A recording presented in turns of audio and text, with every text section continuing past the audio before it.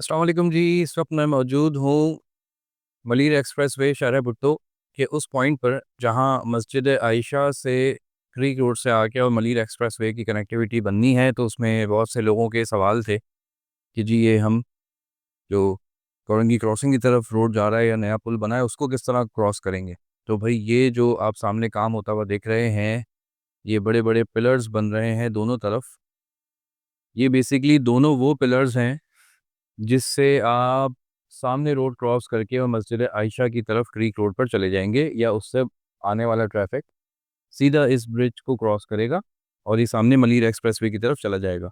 अभी हम यहाँ से ड्राइव करके ये जो रैम्प जा रहा है, ये बेसिकली मलिर एक्सप्रेसवे का रैम्प है। उससे हम ऊपर जाते हैं और ऊपर से भी आपको मंजर दिखाते हैं।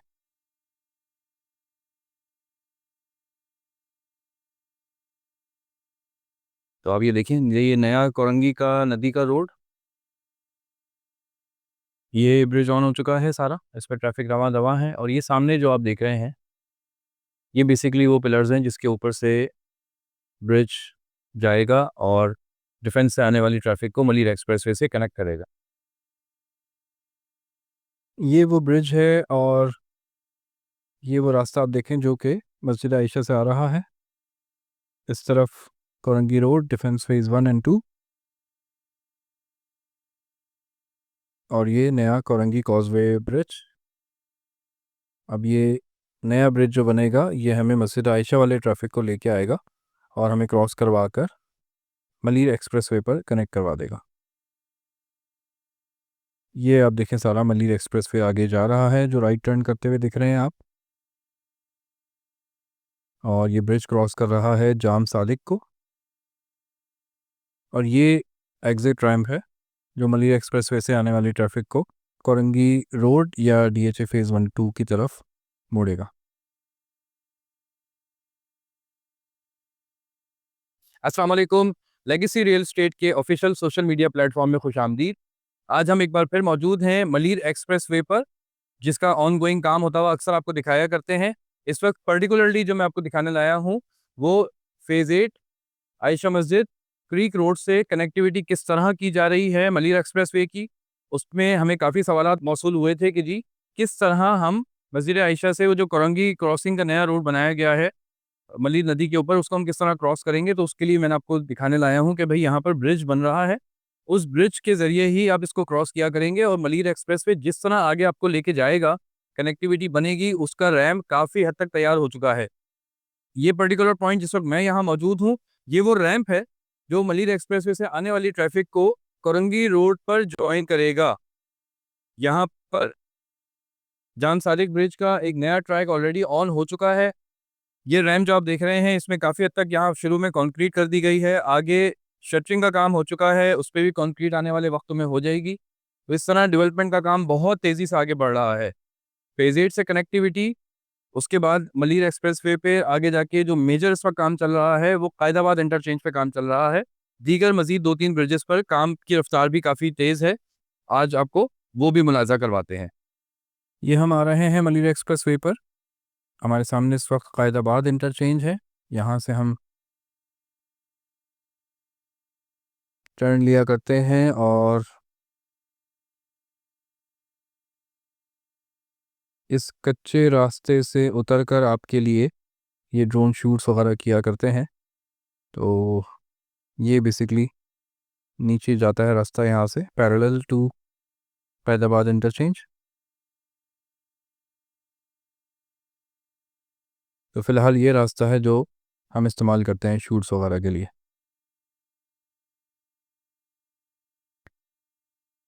ये सारा कच्चा ट्रैक है, इस पे आमदोरफ्त रहती है हैवी ट्रैफिक की भी, जो मटेरियल वगैरह साइट पर लेके जाती आती रहती हैं।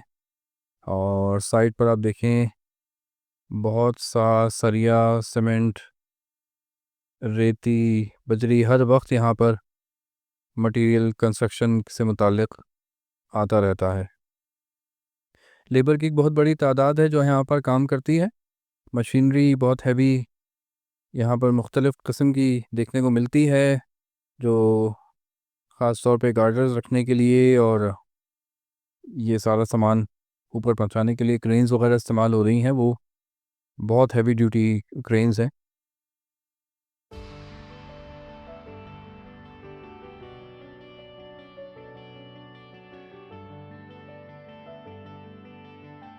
और ये ज़ेरे तामीर क़ायदाबाद इंटरचेंज का एक फ़िज़ाई मंज़र। बहुत तेज़ी से काम की रफ़्तार जारी है। अब लास्ट वीक आप देखें कि मैंने बताया था 2 पिलर्स के ऊपर शटरिंग अब तक नहीं लगी, लेकिन अब उन 2 पिलर्स पे भी शटरिंग लग गई है और ये भी अनक़रीब अगले ही हफ़्ते हम जाएँ तो शायद कंक्रीट भी हो चुका हो। ये रास्ता जा रहा है पोर्ट कासिम, शार फैसल है ये, और इस तरफ जा रही है ये एयरपोर्ट की तरफ। और ये देखें दोनों ट्रैक्स पर कितनी तेज़ी से काम जारी है मलिर एक्सप्रेसवे का। क़ायदाबाद को भी इंशाल्लाह हम जल्द क्रॉस कर लेंगे यहाँ से। ये शार फैसल के बाद जो क़ायदाबाद का ट्रैक है, दोनों ट्रैक्स की कंक्रीट की रफ़्तार देखें, दोनों साइड पर भरपूर तरीक़े से काम जारी है।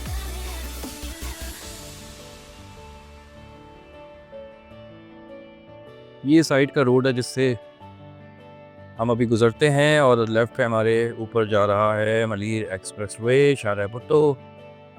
ये सारा तकरीबन 3-4 किलोमीटर का ट्रैक क़ायदाबाद के बाद अंडर कंस्ट्रक्शन है और इस पे हर गुज़रते हफ्ते के साथ कोई ना कोई नई डेवलपमेंट देखने को मिलती है। इस पे तो काम जारी ही है।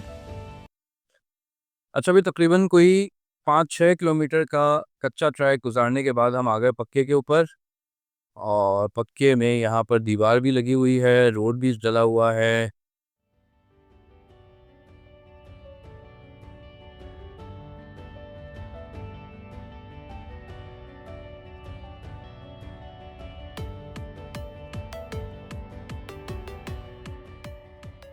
एनवीक्रीट आ रही है, पत्थर आ रहा है साइड्स में फुटपाथ बनाने के लिए जहाँ पर रोड एंड होगा और हम वक्त काम यहाँ पर जारी है अल्हम्दुलिल्लाह। अब मेनली जो हमें यहाँ देखने हैं ना, वो ब्रिजेस हैं मुख्तलिफ जिनका काम जारी था। उनको हमें देखना है कि वहाँ पर क्या सूरत हाल है। ब्रिजेस और जो इंटरचेंज बन रहे थे, डुमलोटी इंटरचेंज, दुम्बा कोट और मेमन कोट, इनको बेसिकली देखना है कि वहाँ पर अभी इस वक्त क्या पोजीशन है।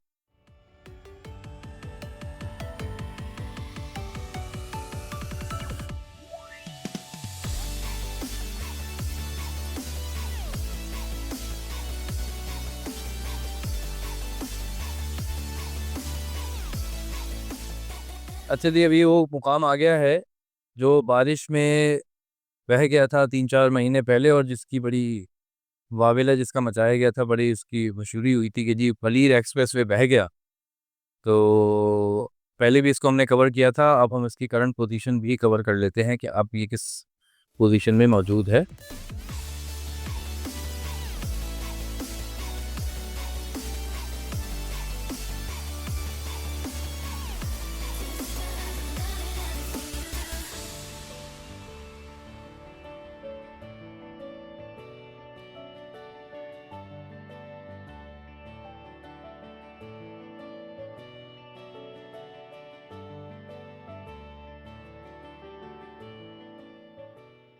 अच्छा जी, ये अब यहाँ से आगे काम चल रहा है और काम चलने की वजह से मेमन गोट का इंटरचेंज आगे आने वाला है और हम डाइवर्जन ले रहे हैं कच्चे से दोबारा। अभी कच्चे में जाके और आगे से दोबारा ऊपर आएंगे।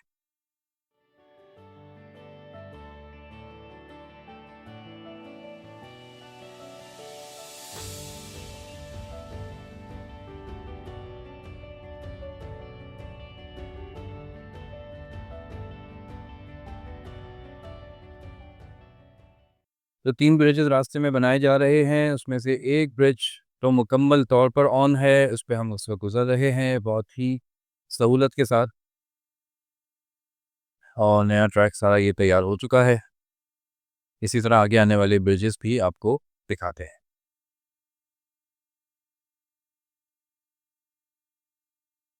अच्छा जी, तुम्बा गोट इंटरचेंज के लिए यहाँ से एग्ज़िट दिया जा रहा है।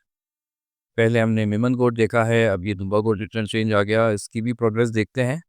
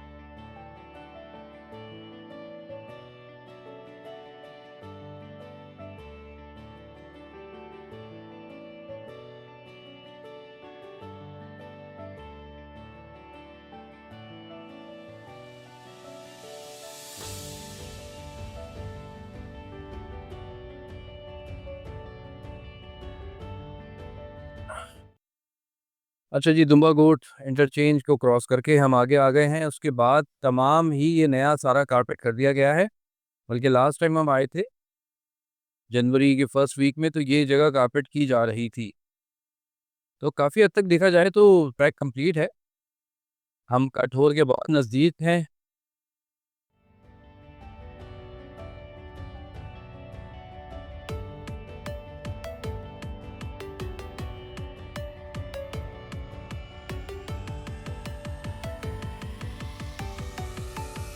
और बैरिया टाउन का मंज़र आपको काठौर के करीब पहुँचते ही नज़र आना शुरू हो जाता है। और अब हम पहुँच चुके हैं ऑलमोस्ट काठौर के टोल प्लाज़ा पर।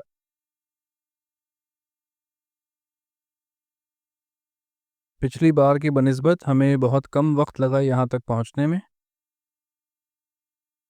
और हमने इस व्लॉग में कोशिश की है कि जो नई डेवलपमेंट्स हैं लास्ट टाइम से अब तक की, उनको ख़ास तौर पे कवर किया जाए। और अब हम ऑलमोस्ट पहुँच चुके हैं काठौर टोल प्लाज़ा पर।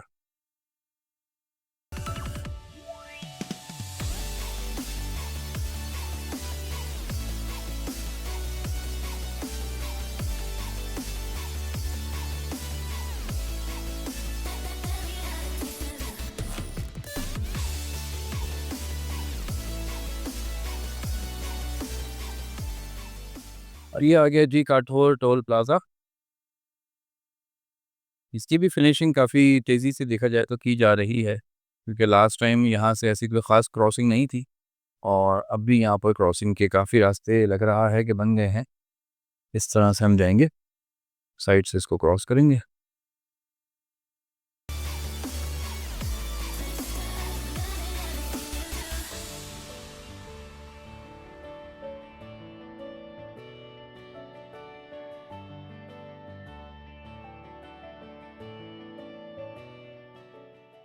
अच्छा जी, बिलाखिर हम पहुँच गए हैं काठौर एग्ज़िट पॉइंट पर, जो हमारा एंड पॉइंट है, जहाँ से हम काठौर पर मर्ज हो जाएंगे M9 पर। यहाँ से थोड़ा सा कच्चा है, 1-1.5 किलोमीटर, क्योंकि यहाँ काम चल रहा है।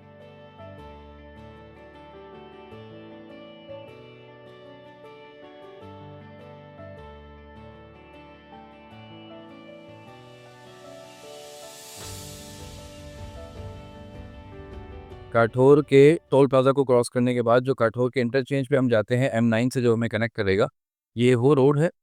और इस पर ख़ासा काम हो रहा है, इसको कुशादा किया जा रहा है, दोनों तरफ सड़क को चौड़ा करने का काम जारी है।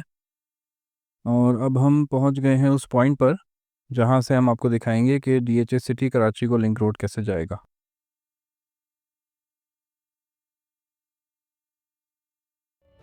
ये मलीर एक्सप्रेसवे, यहाँ से हम आएंगे और इसी के साथ स्ट्रेट कनेक्टिविटी बना के ये DHA सिटी कराची का लिंक रोड, यहाँ जो आप देख रहे हैं ट्रैक, इसी के साथ साथ बनाया जाएगा। इस तरफ हमारे काठौर है M9, और राइट हैंड साइड पे हमारे ट्रैक जाएगा DHA सिटी के लिए। एक और मंज़र आप देखें, लेफ़्ट पे शारे भुट्टो और राइट पे जाएगा DHA सिटी कराची का लिंक रोड। तो ये बहुत ही आसान और इजी एक्सेस बनने वाला है आने वाले वक्त में।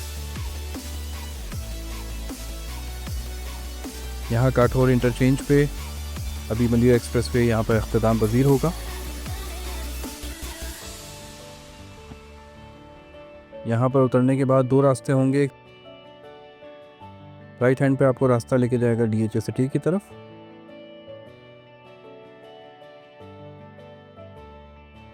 और लेफ़्ट हैंड पे आपको रास्ता लेके जाएगा कराची टोल प्लाज़ा की तरफ, बहरिया टाउन की तरफ। अस्सलाम वालेकुम।